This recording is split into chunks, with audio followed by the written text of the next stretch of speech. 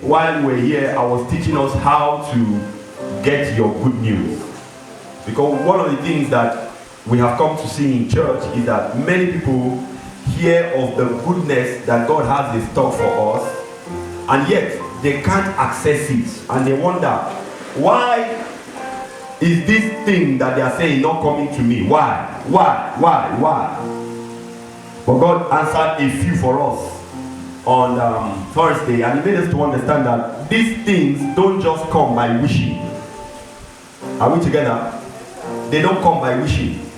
The fact that you are a child of God and you have all it takes, in actual fact, be a worker in the house of God, in actual fact, be a pastor, does not mean that because you are a pastor, the blessing will come. No. The blessing is not for pastors. The blessing is for children of God.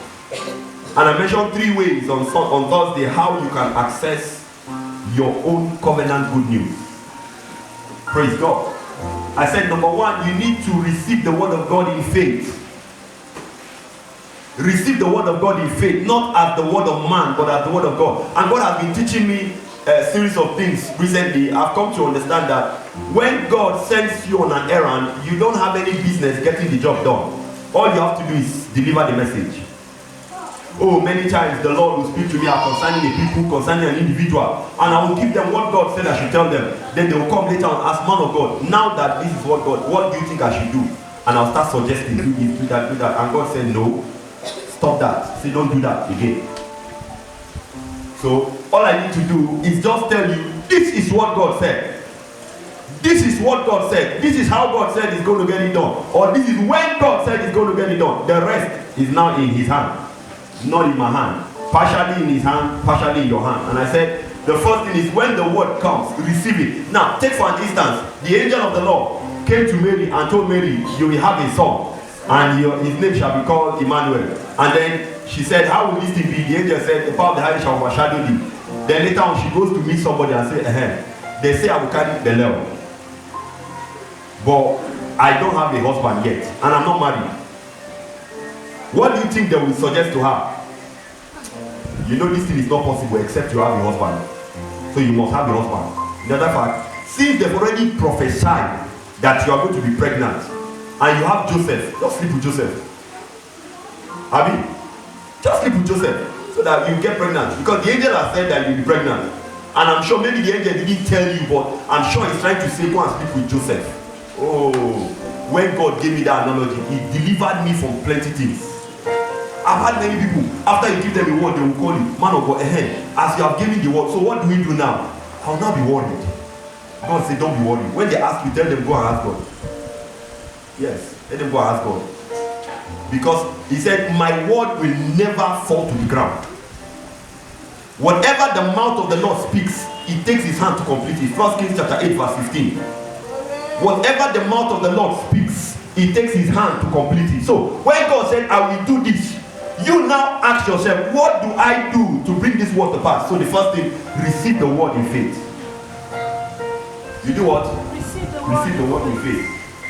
And then number 2, I told us, I said, the second thing to do is that you be a word practitioner. Be a man or woman that practices the word. What does the word say?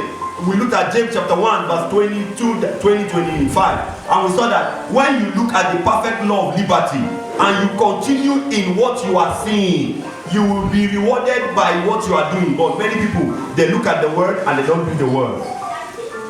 They see what the word of God says and they don't do what the word of God says. So when you don't do what the word of God says, you cannot bring what the mouth of God has confirmed. And then the third thing we looked at was kingdom service. And I said, God does not pay pastors. God does not pay workers. God does not pay leaders. God pays workers. It's those that work that will be paid. Is that right? It's those that labor that qualify for allowance. But you are in church. You are not a worker. You are not doing anything in the house of God and you expect God to pay. How? You are not in His payroll. Get yourself back to the payroll. Praise God. And I told us, I said, one of the things I've discovered in church is most people, the moment God lifts them up in church, maybe they were committed in one thing or the other. Maybe it's ushering. Maybe it's children department. maybe sweeping the whole building and the church, and then God elevates them. Maybe it's even singing. Then they say, no, we are bigger than singing right now. Let all the small girls go and sing. And I said, the moment you do that, you relegate yourself to the back. Because it is those that are working that God pays.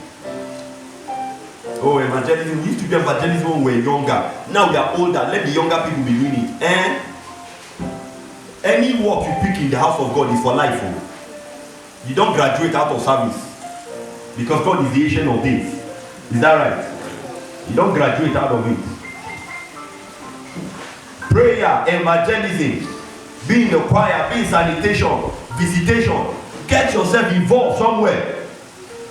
And God will lift you up in the name of Jesus. If you don't have the tape, go and get the tape for the balance of the message.